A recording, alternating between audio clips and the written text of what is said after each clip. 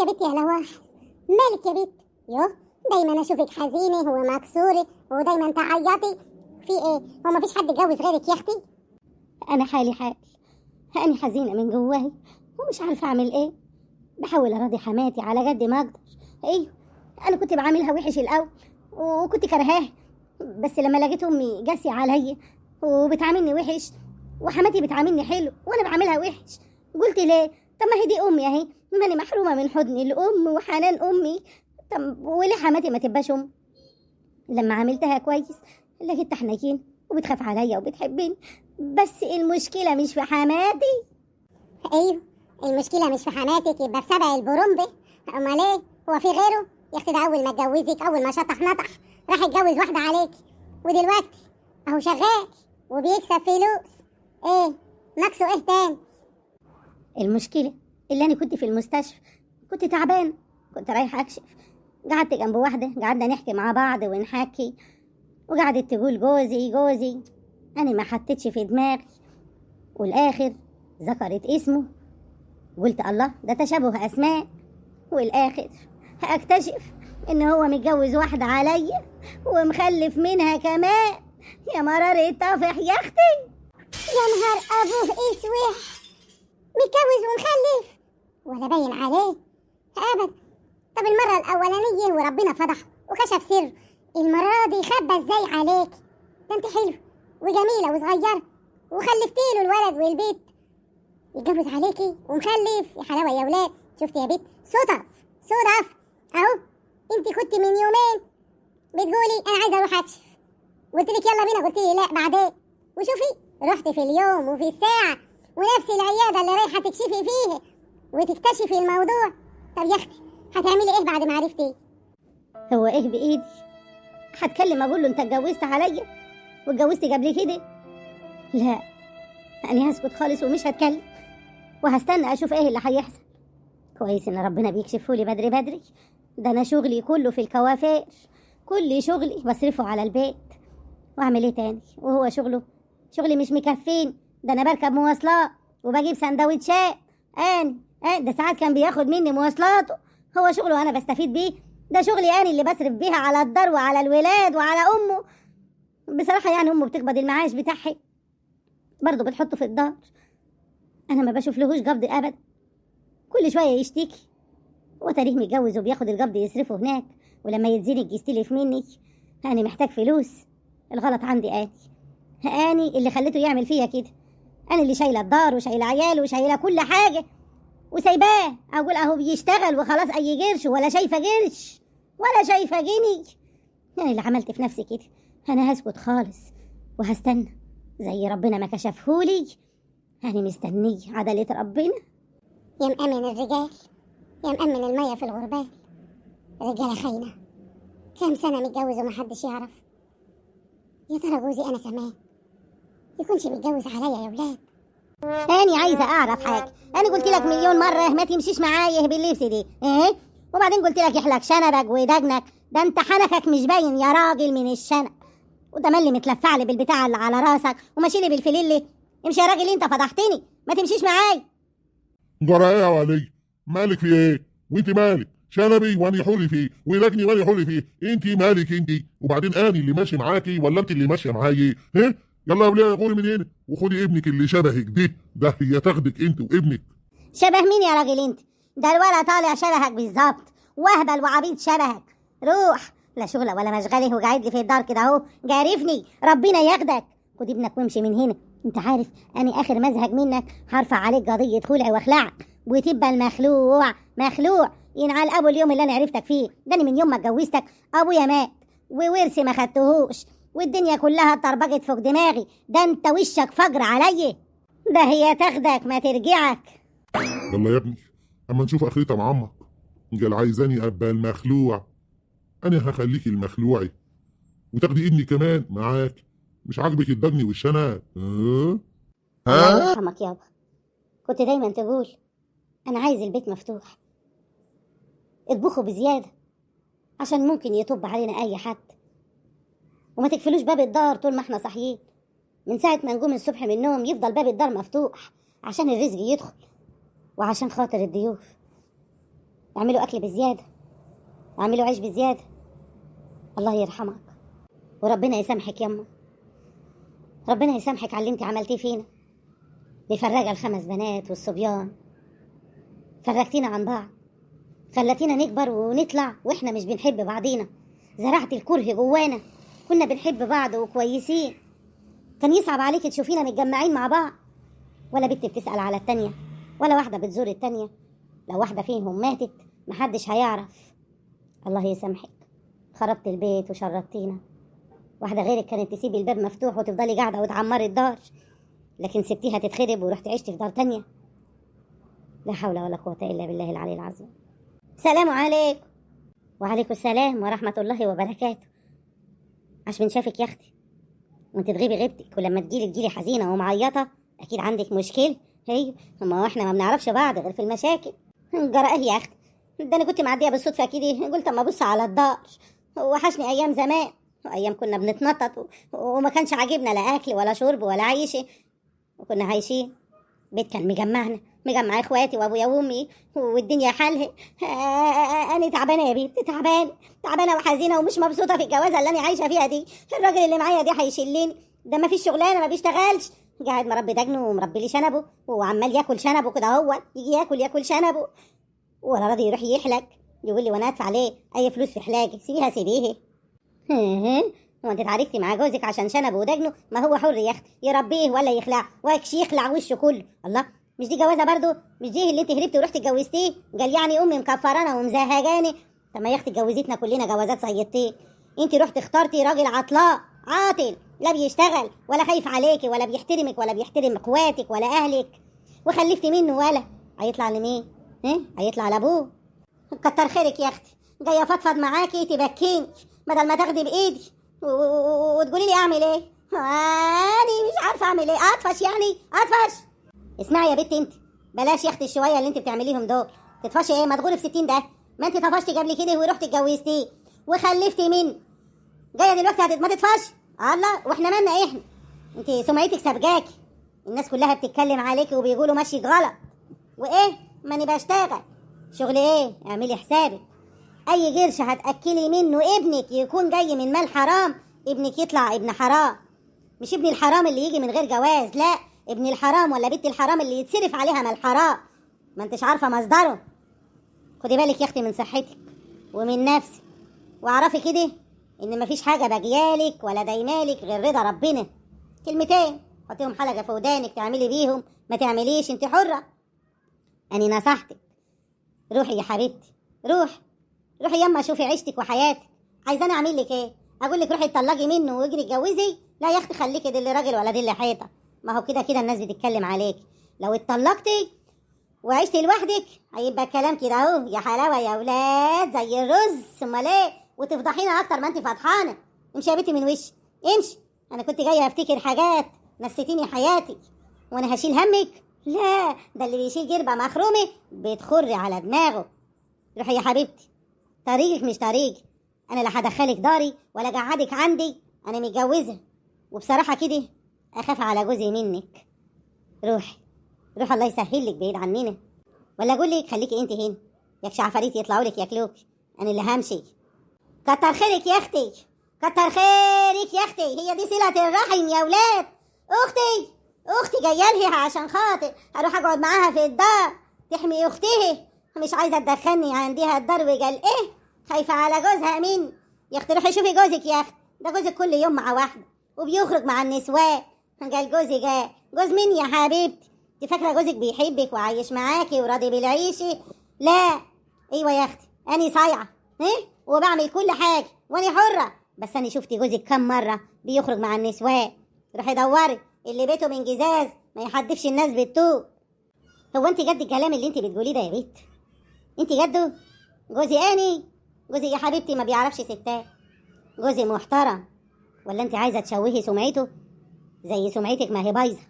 وبعدين هو راجل يعمل اللي هو عايز يعمله، الله في الاخر هيقولوا ايه؟ راجل. لكن انت بقى هيقولوا ماشيه على حل شعره وبتعري جسمه وماشيه في الحرام ومقعده راجل في الدار وهي اللي بتصرف عليه وبتصرف على ابنها من مال حرام. ما تقارنيش نفسك براجل، الراجل غير الست، مهما يزني ويعمل الغلط كله محدش هيلوم. هيقول اصل مراته مقصره معاه حتى لو هي مش مقصره.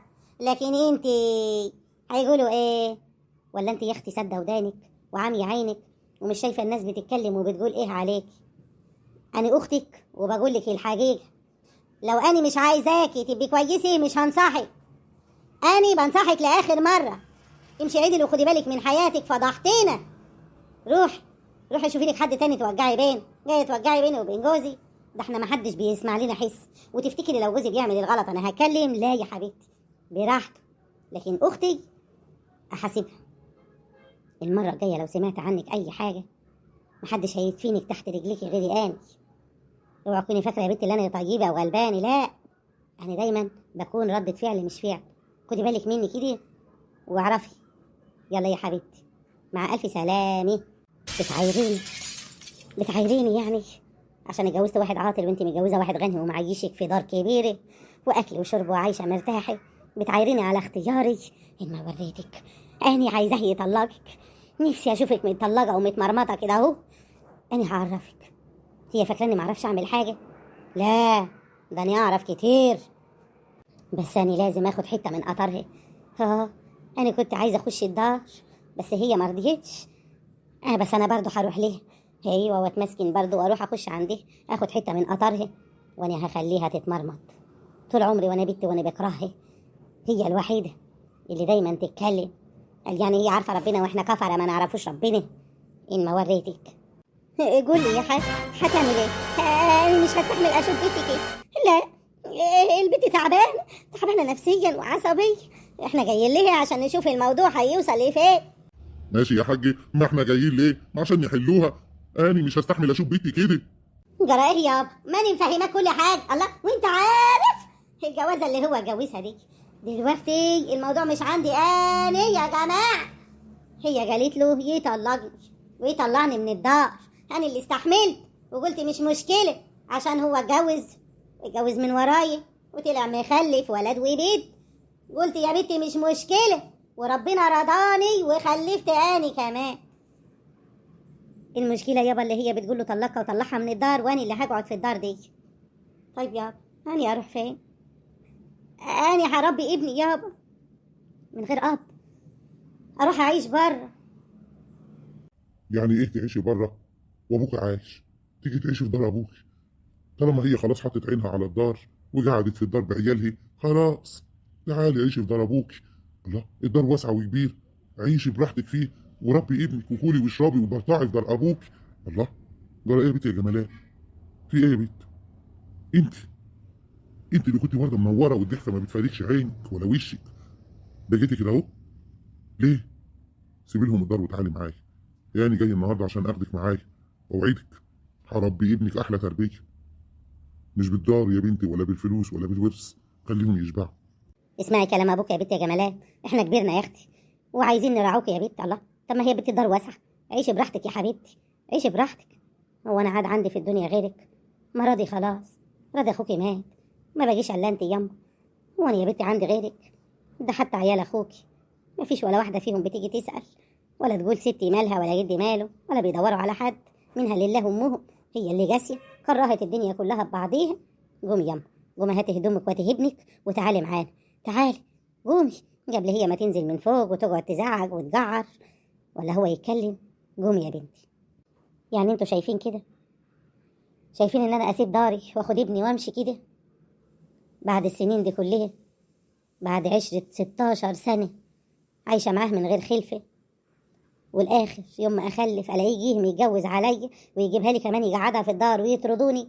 يعني هو موافق على كده؟ طبعا موافق طبعا. ايوه يا بنتي، ده عين العقل. طالما هو مش عايز يزعل التانية وبيراضيها، هيراضيها ومش هيزعلها على حسابك انت يا بنتي. هو انت رخيصه؟ عندك حاج يابا، المفروض يوم ما انا معرفت اللي هو متجوز ما كنتش كملت، كنت سبت الدار ومشيت. بس انا قلت ايه، مش مشكله يتجوز عشان خاطر محروم من العيال، ربنا يرضيه. وفعلا لقيته كمان مخلف. المشكله ان عاش السنين دي كلها متجوز ومخلف ومخبى عليا. عرفت انا كده بالصدفه مخلف كمان. هو الراجل كده يعمل الحاجة ويخبيها، بيقدر يخبي. طيب هو كان عامل حجة ان هو اتجوز عشان خاطر يخلف، طب ما انا خلفت، يعني يقعدها هي بالعيال ويرميني انا بضناي، يبقى ايه اللي هو عمل؟ انا مش مسامحاه لا دنيا ولا اخره، عشان ظلمني وجه عليا. ده انا اللي كنت بفرحه، ده انا كانت كل الناس يتكلموا على رجالتهم وانا اقول لا الا جوزي، الا هو ما فيش زيه ابدا، ما يقدرش يخوني ولا يتجوز عليا. المشكله اللي كان بيضحك معايا ويقول لي انت اللي هنا وانت اللي هناك وهو متجوز يا ولاد، كان بيقدر يكذب ويخبي. ربنا ينتقم منك يا رب. مش كل الرجاله يا بنتي خاينه. ماني من يوم ما اتجوزت امك اهو ما اتجوزتش واحده عليها، ولا في واحده لفتت نظري، لان انا بتقي الله، راجل بصلي وبصوم وعارف ربنا الله، وعارف ان مراتي دي انا مش هقدر اعوضها. الله، ليه اروح اتجوز واحده تانية وازعلها ولا اجرحها ولا اخسرها؟ في رجاله ناقصه، الراجل الناقص بيحب يكمل نقصه، يروح يتجوز واحده واثنين وثلاثه عشان يكمل النقص اللي جواه. الراجل اللي هو واثق في نفسه ما يجيبش مره ابدا ولا يتجوز واحده تانية، ما هو كلهم زي بعض. الله، هسيب حاحه واجيب تفاحه، ما هو كله زي بعضيه. الشهاده لله، انت ما فيش منك يا حاج، اللي زيك انقرضوا من زمان، انت اخر جيل الطيبين، ربنا يخليك ليا ويحميك ويديك الصحه واشوفك دايما كده منور عليا الدار. تعرفي يا حاجه، كفايه عليا الدعوه دي ورضاكي عليا، ربنا يخليكي ليا وتفضلي كده على طول كده، مصباح الدار اللي منور عليا حياتي. هو في منك برضه بجاني اسيب الحلاوه دي والضحكه والدعوه الحلوه واروح ادور على واحده تمرمطني وتبهدلني؟ ربنا يخليكي ليا يا رب. يا لهوي، حب ودلع ورومانسيه في السن دي؟ ايه ده اللي الصغيرين ما بيعملوش كده، انتم شعركم ابيض وعجزتوا وكبرتوا والحب شغال ما بينكم، اللهم لا حسد. سلام عليكم. مين؟ ساره، تعالي يا اختي عاش من شافك. يا اختي حماتك بتحبك، جايه على الفطار كده على طول. حمات مين يا بنتي يا هبله انت؟ ايه حماتي ما جيتها يا اختي من زمان، ده انا لما اتجوزت وما لقيتش حم، هي كانت ماتت من زمان، بس بيني وبينك ضرتي هي حماتي. ايوه. الله صحيح، قوليلي ضرتك عامله ايه معاكي؟ يوه، انا ما سالتكيش من بدري، في ايه يا بنتي يا ساره؟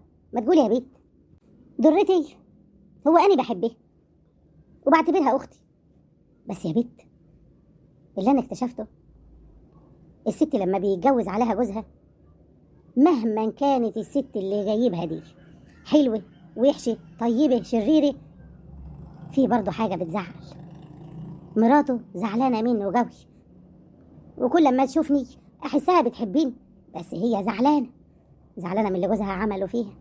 انا عذراها، دي اخر مره اتعاركت معاه علشان انا عايزه عبايه. يوم ابويا ما مات قلت له انا عايزه عبايه سودا، اداني الفلوس وقال لي خديها هي كمان اشتري لها عبايه ولا 2 علشان هي زوجها وحش. البيت كله جمع وقف، نكدت علينا ايام العيد كلها. وانت شايفه ايه؟ جوزك بيحبها ولا بيحبك انت؟ من معاشرتي ليه وليها وهم قدامي في الضل والنهار الاتنين، هو بيحبها. بيحب مراته الاولانيه، بس عايزها تمشي على طوعه هو، وهي زعلانه منه اللي هو اتجوز عليها فبتعامله وحش، فالدنيا بينهم مش حلوه. اما بيحبني، ساعات بحس ان هو بيحبني وساعات بحس ان هو مبسوط معايا. في تلك الحالات اديني عايشه وخلاص. على الاقل هو احسن من جوزي الاولاني، هو كويس معايا وبيراعيني بصراحه، بيجيب الاكل وما بيدورش، بيصرف، مش مخلينا محتاجين حاجه لا انا ولا هي، وانا بعمل الاكل وبعمل كل حاجه في الدار ومبسوطه بيها وهي مونساني. هو قال لي يلا بينا ناخد دار تانية، بصراحه انا مش حابه كده، انا مش عايزه اخد دار تانية، انا حابه نكونوا مع بعضينا. انا بحبها، هي طيبه برضه. ما يا اختي شيل ده من ده يرتاح ده عن ده، ما تاخدي لك دار تانية وعيشي مع جوزك والبسي وتهني وتحاكي وكركري وسيبيه. الله، هيجي لك هنا ويروح ليه، وهيجي لك انت اكتر، ده انت الحلوه والصغيره والحب برضه، وانت التانية برضه يا اختي، الغربال الجديد اللي شنا ورنا. لا يا اختي ما عندكيش حاجه في الكلام اللي انت بتقوليه، انا يستحيل اعيش في دار تانية ابدا. انا دخلت الدار دي وهي فيها، بعتبرها حماتي اختي ضرتي ايا كان، هي مهما تعمل برضه انا بحبها. انت عايزاني اروح اقعد في دار لوحدي وهو يجي يعيش معايا ويقضي اغلبيه الايام معايا ويسيبها لوحدها؟ ده تتجنن يا اختي ولا يحصل لها حاجه. انا مش هقدر اسيبها، انا هفضل معاها وانا مش زعلانه منها، ده حقها. براحتك يا اختي، دي حياتك وانت حره فيها، هو جوزك برضه وضرتك، طالما هي انت حاسه ان هي كويسه معاكي خلاص كملي. ربنا يوفقك. يلا يا اختي، يلا نفطروا كده، يلا افطري. قال قولي لي يا بيت، انت ما جيتيش يوم الجمعه ليه تصلي في الجامع؟ ده انا استنيتك ياما. يا لهوي يا اختي، انا بصلي في الدار. اسكتي، تنسيتي ايام رمضان صلاه التراويح النسوان كانت بتعمل ايه؟ يا اختي ده كانت مهزله. ده الشيخ بيصلي بينا، ها، والتليفون يرن والمرة تمسك التليفون وتقعد تقلب في التليفون، واللي عيالها بيصوتوا، واللي يا لهوي دي كانت مهزلة. في صلاة التراويح ولا في العيد الرجالة جنب الحريم بيصلوا؟ ليه يا اختي؟ ليه اهزك نفسي واروح اصلي في مكان فيه راجل جنبي واقف جنبي؟ اصلي في داري. عندك حاج، السنة دي صلاة التراويح والعيد كانت مهزلة مهزلة. والله كلامك صحيح، الست المفروض تصلي في دارها بلا وجع دماغ. دي نسوان هم، في نسوان عايزة ضرب النار. طالعة من دارك راح تصلي، صلي تقفي بين ايادي ربنا، واخدة سحب عيالك والتليفونات، واللي بترد على تليفون، واللي بتبعت رسايل. والله وقت الصلاة في السجود في السجدة التانية التليفون يرن، المرة تمسك التليفون وتقعد تلعب فيه واحنا بنصلي وتبعت، ودي حرام عليكم، اتقوا الله. هتروحي بيت ربنا صلي بما يرضي الله، يا اما تصلي في دارك يا اختي. في نسوان كده ما ينفعش تروح تصلي في الجامع ابدا. يا اختي اتقي الله، وانت رايحه بيت ربنا يا اختي خدي بالك من نفسك، والمكياج اللي انت حطاه، والهدوم الضيقه اللي انت حطاها، ضوافرك الكبيره اللي حاطه لي فيها مونيكير راح تصلي بيه. يا اختي هو في ايه يا ولاد؟ في ايه؟